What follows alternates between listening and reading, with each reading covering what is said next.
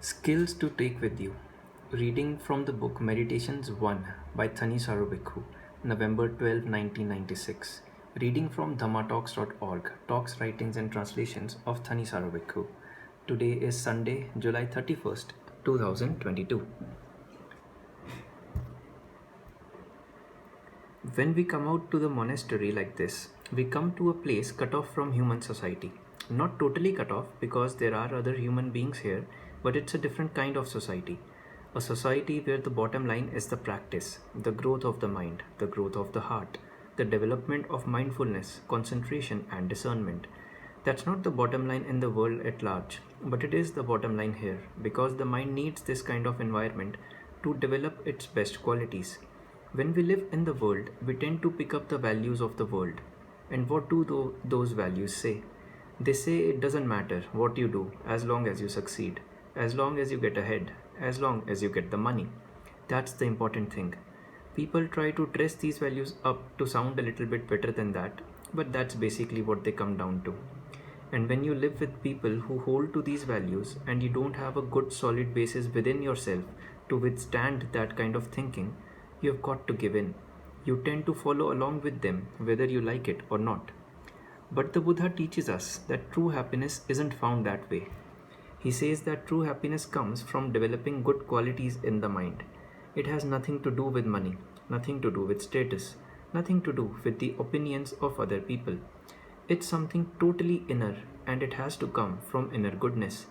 This is revolutionary because the world tells you if you want to get ahead, you have to develop all sorts of qualities you can't really be proud of.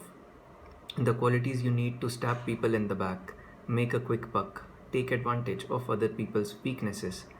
But the Buddha says that true happiness requires you to develop things like persistence, perseverance, endurance, integrity, mindfulness, kindness, reliability.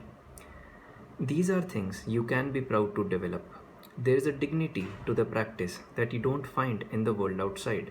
But if you're living in a worldly environment, what the Buddha says sounds like a dream. Lots of nice ideas, but not all that realistic. That's why you need places like this where the values that the Buddha teaches are realistic. It's what life here at the monastery is all about. So being here gives the mind a chance to develop these qualities and to see that they really do lead to happiness. They really are important, much more so than the things the world holds to be important. This is why physical seclusion is so essential. You get in touch with yourself out here. You get in touch with what's really important in your life. The issues of birth, aging, illness, and death become very large out here. In the world, the ordinary world, these issues get shunted aside. People don't have time for them, and so when aging, illness, and death do hit, it's like a big surprise. The mind isn't prepared. People get blown away, even though everyone knows deep down inside that these things have to happen.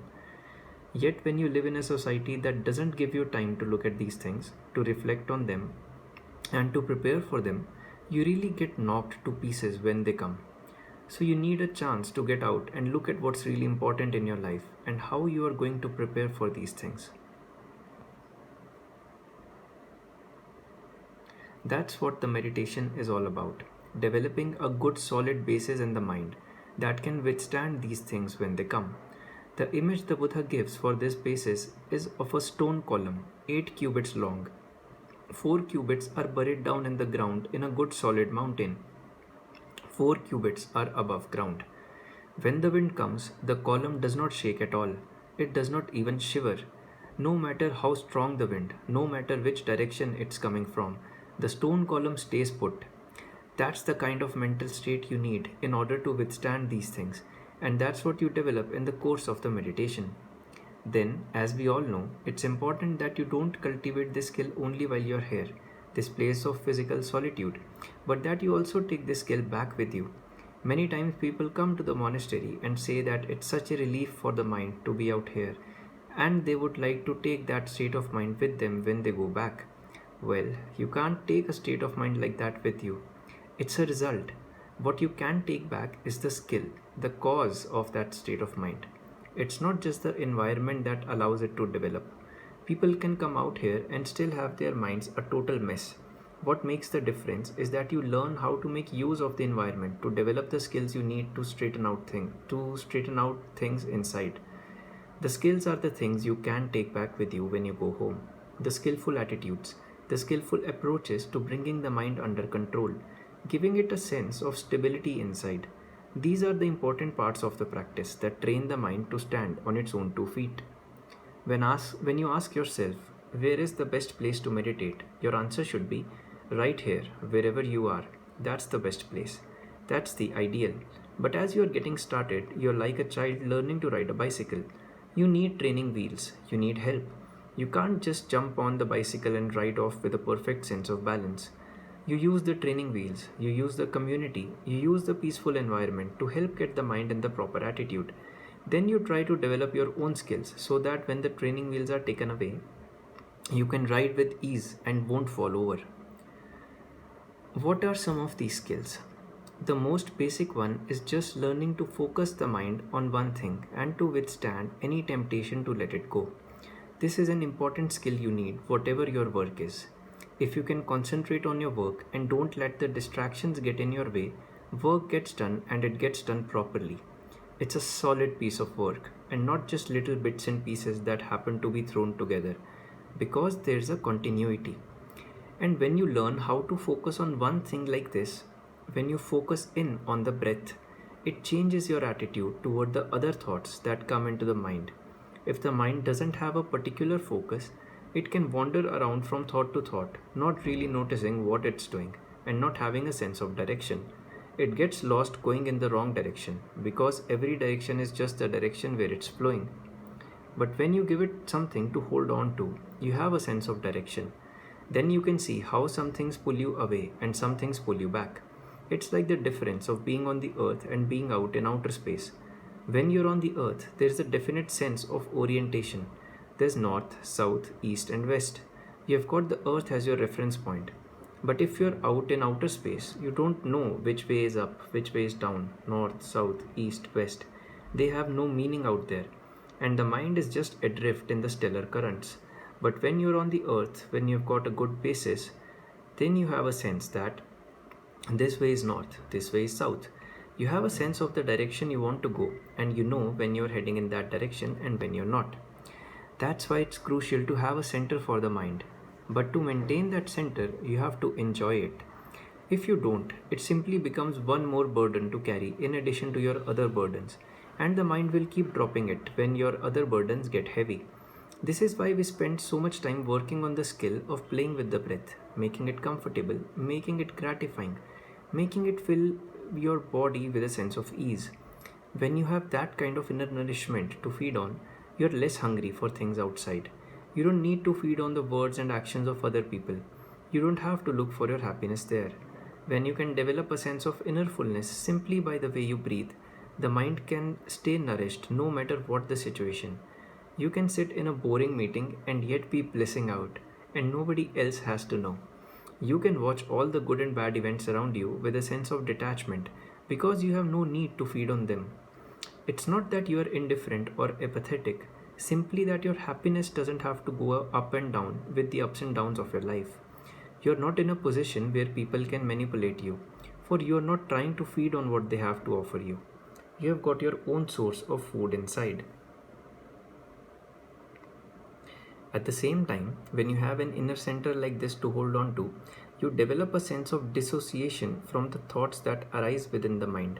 You realize when you are focused on the breath and a thought comes into the mind, it's not necessarily you thinking or your thought, and you are not necessarily responsible for it.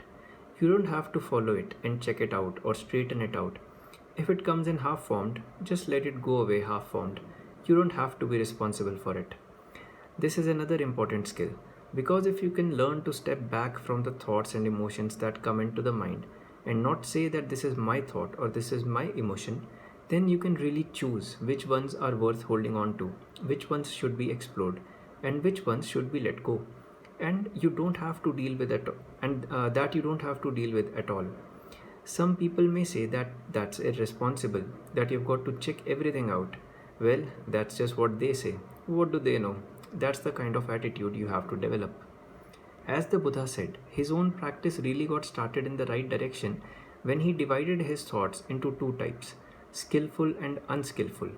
What this means is having the ability to step back from your thoughts and look at them not in terms of their content, but in terms of where they take you. If you have thoughts motivated by greed, anger, delusion, passion, aversion, confusion, boredom, where do they take you? Well, they don't take you to Nibbana, that's for sure. They don't take you where you want to go, so you decide to dissociate from them. You don't deny that they exist, for that would just drive them underground. You admit their existence, but you realize that you don't have to follow them. You can let them go, and they pass away from the mind. Meanwhile, you latch on to more skillful thinking. Either that, or you learn how to let go of thoughts and just keep the mind still where it doesn't have to think. This is where you gain a sense that you are more in control of your mind, that you are not subject to everything that comes passing through. Most people's minds are like bus stations. Everyone who wants to go through the bus station has the right to do so, and they can do all kinds of weird things while they are there in the bus station. Mugging people, having sex in the restroom stalls, shooting up heroin back in the dark corners. That's what most people's minds are like. You have got to make up your mind to turn your mind into a home, a place where you have the right to let thoughts in or not let them in as you like, or let them just go passing on. You can close the windows and doors and let in only your friends. You are more in control. And when you have a home like that, you can settle down and be at ease and at peace at home, at ease and at peace with your own mind. So this is an important skill to take with you wherever you go. It's not a skill that you use only while you're sitting here with your eyes closed. One of the essential techniques you need in this skill is the ability to breathe through your thoughts. Because when thoughts come heavy, when they come really strong, they don't just affect the mind, they affect the body as well. That's why when anger comes, you have a strong sense that you have to get it out of your system because it's gotten into the body, into the way you breathe, into the patterns of tension in the body. It builds up and gets hard to bear, so you feel you have got to get it out. Most people think that the way to get it out is to say something or do something under the power of the anger, but that doesn't solve anything at all. When we are with our breathing practice, we learn how breathe through that pattern of tension in the chest or the belly and let it disperse throughout the body. Once it's dispersed, it loses its power. You feel less oppressed by it. Then you can look at the situation from a calm vantage point and decide what should be done. Do you have to say something? Is this the best time to say it, or is it best left unsaid? How will people react if you talk now? Should you wait till a later time? You can gauge these things clearly, which you cannot do when you have got a sense of weightiness or oppression from the anger inside the body. So you breathe through the patterns of tension in the body. It's an important skill you use not only while you are here, but also while you are out working, while you are dealing with your family, whatever you are doing in the world at large. It's important to realize that the skills of meditation are for use not only while you are on the cushion or sitting with your legs crossed and your eyes closed. They are basic skills for governing your own mind, looking after your own mind, administering the ways your mind works, whether you are sitting with your eyes closed or open, whether you are alone or dealing with people, because it's the same mind.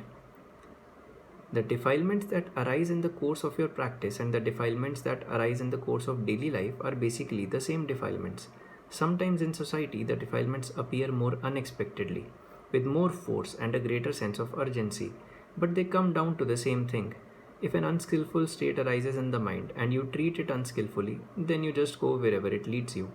But if you learn how to deal skillfully even with the unskillful things that come, to deal skillfully with feelings of passion, feelings of anger, your own misunderstandings, you can take the raw material of life and turn it into something fine.